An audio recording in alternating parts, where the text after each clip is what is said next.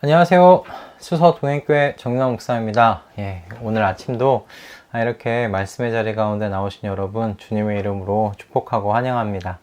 이 시간 우리 기도하고요. 오늘 하루도 우리에게 오늘 하루에 하나님께서 어떤 말씀을 주실지 기대함으로 나아가도록 하겠습니다. 기도하겠습니다. 하나님 아버지, 오늘 아침 우리 또 사랑하는 수서 동행교회 우리 말씀동행 식구들 보내주셔서 감사합니다. 우리 식구들과 함께 오늘 하루 붙잡고 살아갈 말씀을 허락해 주실 줄 믿습니다. 오늘 한 날 뿐만 아니라 우리의 삶 전체를 붙들고 살아갈 귀하고 복된 말씀 이 아침 저희에게 허락하여 주시옵소서. 하나님 아버지께서 우리에게 귀한 은혜를 주실 줄 믿사오며 우리 주 예수 그리스도의 이름으로 기도드립니다. 아멘. 오늘 우리가 함께 나눌 말씀은 창세기 10장 말씀입니다. 창세기 10장의 말씀 전체를 다루길 것이고요. 저희가 또 특별히 11장 10절부터 32절까지의 또 셈 자손의 족보 또한 함께 좀 오가면서 보려고 합니다. 그래서 전체를 다 읽을 수는 없고 창세기 10장 1절에서 5절까지 제가 봉독해 드리고요. 함께 오늘 주신 말씀 나누기를 원합니다. 창세기 10장 1절부터 5절 말씀 제가 봉독해 올리겠습니다.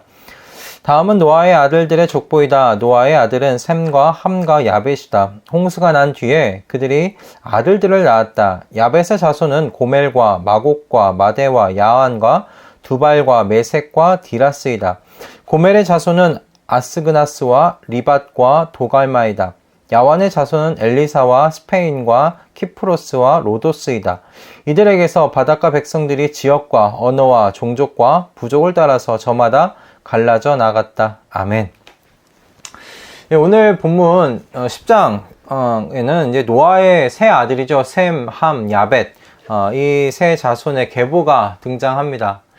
그런데 이 10장에 있는 이 계보에는 사실 셈, 함, 야벳의 모든 자손들이 다 기록되어 있는 것은 아니에요. 보시면 아시겠지만 유럽과 아시아와 관련된 지역은 이 계보 안에 등장하지도 않습니다. 그래서 이 대부분의 학자들은 이 창세기를 기록한 인물이 모세잖아요. 그래서 이 모세가 당시 알고 있던 그 세계를 대표하는 70여 개의 민족들을 기록한 것이라고 생각하고 있는데요. 저도 그 학자들의 의견에 동의합니다. 그래서 보시면 10장에 기록된 대부분의 나라들은 그 이스라엘을 중심으로 하여 그 지중해 연안과 가장 멀리는 메소포타미아 문명으로 볼 수 있는 지역까지를 다 다루고 있습니다. 그래서 그리고 또한 이스라엘이 차지할 그 가나안 민족들에 대한 이야기가 또한 길게 기록되어 있어요. 함 자손에 대한 이야기죠. 그런데 이 10장의 이 계보를 여러분 유심히 한번 살펴보세요. 그럼 마지막 셈 자손 중에 여러분 벨렉에 대한 계보가 기록되어 있지 않다는 것을 여러분 보시게 될 겁니다. 벨렉에 대한 계보가 기록되어 있지 않아요. 벨렉에 대한 계보는 이 11장 이 바벨탑 사건 이후에 셈 족속의 계보가 11장 10절부터 다시 등장하는데 여기서 등장을 하게 됩니다. 11장에 기록된 이 벨렉의 계보 안에서 여러분 우리는 이스라엘의 아버지인 아브람을 만날 수가 있게 됩니다. 그래서 이와 같은 이야기의 이 구조 속에서 생각하게 되는 건 질문이 생기게 되는 거예요. 왜 하나님께서는 이 벨렉의 계보만 따로 떼어 놓으셔서 이 마지막에 기록해 놓으셨는가? 11장 마지막에 기록해 놓으셨는가? 라는 겁니다. 학자들은 이게 대부분 10장과 이 11장 순서에 대한 다양한 해석과 의견, 주장들이 있습니다. 저도 그 주장과 의견들을 좀 몇 가지 살펴보고 그것들을 토대로 제가 개인적으로 10장과 11장에 기록된 이 계보와 이 바벨탑 사건에 그리고 그 뒤에 이어진 셈 족속의 이 계보, 나머지 벨렉의 계보가 기록되어 있는 이 이야기, 서사의 구조를 묵상하면서 이렇게 정리하게 된 것은, 그러니까 하나님께서 세상으로 퍼져나가는 인류의 주된 특징을 이 10장에서 기록되어 있는 이 인류의 주된 특징을, 그러니까 나의 나라를 세우려는 인류로 하나님께서는 바라보고 계신다는 거예요.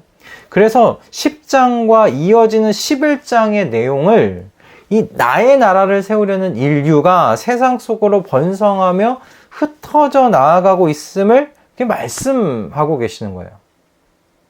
그러면서 동시에 뭘 지금 동시에 이야기하고 계시는가? 하나님께서 물로 심판할 때와 같은 이 죄악이 만연한 세상이 지금 되어가고 있다는 것을 지금 하나님께서 말씀하고 계시는 거예요. 그러니까 이런 상황 속에서 흐르는, 여러분, 긴장이 있지요. 뭐겠습니까?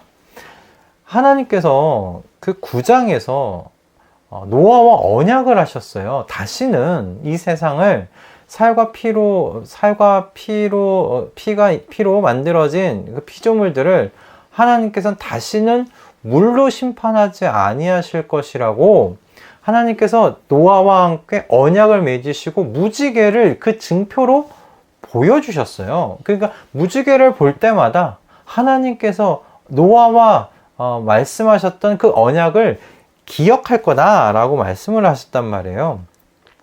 그렇기 때문에 하나님께서 그러면 이제 어떻게 하나님의 정의와 공의가 흐르는 그 하나님의 나라를 그럼 세워갈 것이냐라는 문제가 생기는 거예요.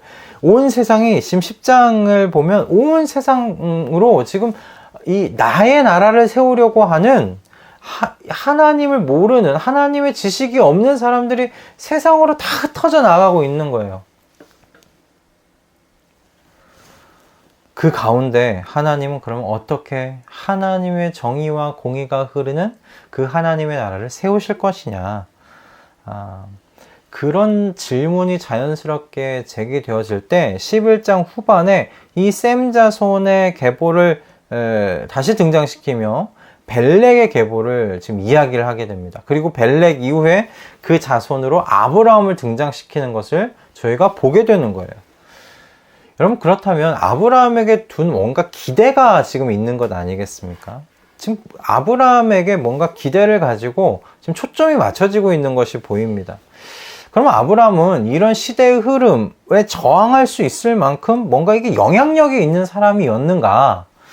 여러분, 11장 10절과 이 32절에 나와 있는 이 셈의 족속, 그리고 셈의 족보와 데라의 족보를 여러분 10장에 나와 있는 이스라엘 주변 70여 민족의 족보와 함께 여러분 한번 비교해서 읽어보시기 바랍니다. 여러분 한번 비교해서 읽어보시면 이 확연하게 다르다는 것이 여러분 눈에 드러나실 겁니다. 그러니까 셈 족보, 특히 이 벨렉의 족보와 이 데라의 족보에는 이들이 어느 지역을 점령했다. 그래서 그 지역에 성읍을 세우고 정착해서 뭐 나라를 세웠다. 이런 이야기가 없습니다. 그저 아브라함의 아버지 데라가 가나안 땅으로 가려고 하다가 하란이라는 지역에 머무르게 되었다는 거예요. 그리고 어떤 이유에서인지는 모르겠지만 그 하란이라는 땅에 지금 그냥 눌러 앉고 살아가게 되었다는 것입니다. 그리고 이 아브라함의 아버지 데라가 그 하란 땅에서 죽음을 맞이했다는 것으로 끝납니다. 여러분, 그것을 볼 때 그런 아브라함의 족보, 이 데라의 족보를 여러분 보십시오. 그걸 가지고 이 10장에 있는 나머지 셈, 함, 야벳의 족보와 한번 비교해 보십시오. 여러분, 아브라함의 가족이 매우 평범한 이 가문이라는 것을 보게 됩니다. 여러분, 이런 지금 나의 제국을 세우겠다, 나의 나라, 나의 제국을 세우려는 그 큰 어떤 야망을 가지고 세상을 향해 나아가고 있는, 죄로 물들어가고 있는, 하나님을 반대하는 세력으로 물들어가고 있는 이런 세상의 흐름을 뒤바꿀 만한 여러분 그런 영향력이 보이지 않는 평범한 가족입니다. 아브라함을 둘러싼 10장에 등장하는 민족들에 비하면 정말 벨렉과 이 데라의 족보는 보잘것없어 보입니다. 여러분, 그런데요, 하나님께서 이 나의 나라를 세우며 노아의 시대와 같이 죄의 길로 치닫고 있는 이 세상 속에 뭔가 영향력 있는 한 나라의 지도자나 어떤 민족이나 그런 민족과 지도자를 선택하는 것이 아니라 지금 보잘것없는 이 한 가족을 선택하고 계신다는 겁니다. 시대 속에서 정말 보이지도 않을 정말 작은 희미한 점과 같은 사람, 어떤 의미에서는 무취한 사람, 그 아브라함을 선택하시고 그 아브라함이 지금 점차 이 하나님의 구속사 속에 등장해 가고 있는 것이 이 전체 10장, 11장의 흐름입니다. 여러분, 오늘 저와 여러분이 살아가고 있는 이 시대도 저는 이 10장에 나와 있는 하나님을 인정하지 않고 나의 나라와 제국을 세우고자 하는 이 장대한 나라들이 즐비한 곳 아닙니까? 하나님께서 그런 세상 속에서 저와 여러분을 그리스도 안에서 택하시어 세상 속에서 하나님 나라가 되게 하신 줄을 믿습니다. 여러분, 우리가 잘난 것이 있어서 선택하신 것이 아닌 것 저와 여러분이 너무 잘 알지요. 그냥 아브라함이 그저 은혜 속에 선택되었던 것처럼 우리도 그저 은혜로 선택되었습니다. 단 하나의 목적을 위해서 전 선택되었다 믿습니다. 아브라함도 마찬가지죠. 하나님의 정의와 공의가 흐르는 그런 하나님의 통치가 임한 나라를 세워 가시기 위하여 저와 아브라함, 여러분과 아브라함을 선택하신 줄을 믿습니다. 제가 존경하는 존 파이퍼 목사님이 계세요. 그분이 과거에 한 전도 집회에서 이런 이야기를 하신 적이 있다고 합니다. 전도 집회 설교를 준비하기 바로 며칠 전에 서로 연락을 주고받고 계셨던 정년 퇴임을 하시고 이제 정년을 채우고 은퇴하셨던 두 노 간호사분들이 이 아프리카 선교지에서 자동차 사고로 순교하신 거예요. 슬픈 소식이었지만 존 파이퍼 목사님이 이 두 노 간호사 분들의 인생의 그 아름다움을 젊은이들에게 소개하시더라고요. 소개하시면서 말씀하시는, 세상에서 정말 소개하는 아름다운 노년은 정년을 다 채우고 연금 받으면서 해변을 거닐며 이쁜 조개 껍질을 줍는 모습으로 우리들에게 소개를 한다. 그런데 그 노년이 정말 아름다우냐라는 것입니다.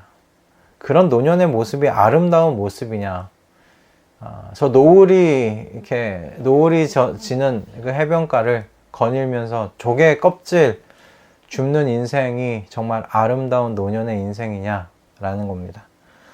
어떻게 조개 껍데기 줍는 인생이 아름다운 인생일 수 있겠느냐? 우리 주님께서 이 땅에서의 삶을 구속과 하나님 나라에 바치신 것과 같이 우리의 인생도 그렇게 주님을 따라 하나님의 나라와 구속을 위해, 구원을 위해 사용하는 것, 마지막 노년의 때까지 그것이 아름다운 인생이 아니냐라고 그 전도 집회에서 이야기하셨던 것이 생각이 납니다. 여러분, 하나님께서 보잘것없는 저와 여러분을 선택하신 것 저는 우연이 아니라고 믿습니다. 하나님 나라 운동을 이루어 가시는 하나님의 크신 목적 속에서 선택하신 줄 믿습니다. 여러분, 그렇기 때문에 난 아무것도 아니라고, 난 아무것도 할 수 없다고 말씀하지 마십시오. 아브라함도 아무런 존재가 아니었습니다. 이 10장과 11장 사이에 나타나는 아브라함은 그 세대 속에, 그 세계 속에 정말 먼지와 같은 존재였습니다. 하지만 하나님께서 그 먼지와 같은 존재를 선택하셨고, 그를 통해 하나님의 통치를 드러내는 이스라엘 민족을 세우신 것을 우리는 모두가 다 알고 있습니다. 그럼 우리도 마찬가지 아니겠습니까? 오늘 우리가 살아갈 세상은 나의 제국을 세우고자, 나의 나라를 일으키고자 하는 그런 세상 속에서 우리는 또한 살아가실 것입니다. 여러분, 그 가운데서 우리가 하나님의 나라를 드러내신 그런 하나님의 통치가 임한 그리스도의 사람으로 살아내게 하시기 위해 저와 여러분을 지금 이곳에서 예수 그리스도 안에서 선택하신 줄을 믿습니다. 여러분, 그러므로 나의 나된 것을 보지 마시고 그리스도 안에서 우리를 선택하신 그 크신 하나님의 그 주권, 그 놀라우신 은혜를 바라보시며 여러분, 오늘 하루도 나의 제국을 세워나간 이 세상 속에서 하나님의 나라, 하나님의 그 통치가 임한 그 삶을 드러내시는 그 승리의 한 날 되시기를 주님의 이름으로 축원드립니다. 여러분, 우리 주님 의지하며 그런 삶, 하나님의 그 목적에 부합한 그 목적을 따라가는 그런 오늘 하루가 되게 해달라고 여러분 기도하시면서 이 한 날 시작하실 수 있기를 주님의 이름으로 축원드립니다. 기도하겠습니다. 하나님, 오늘 우리에게 또 귀한 말씀 허락하여 주셨습니다. 주님,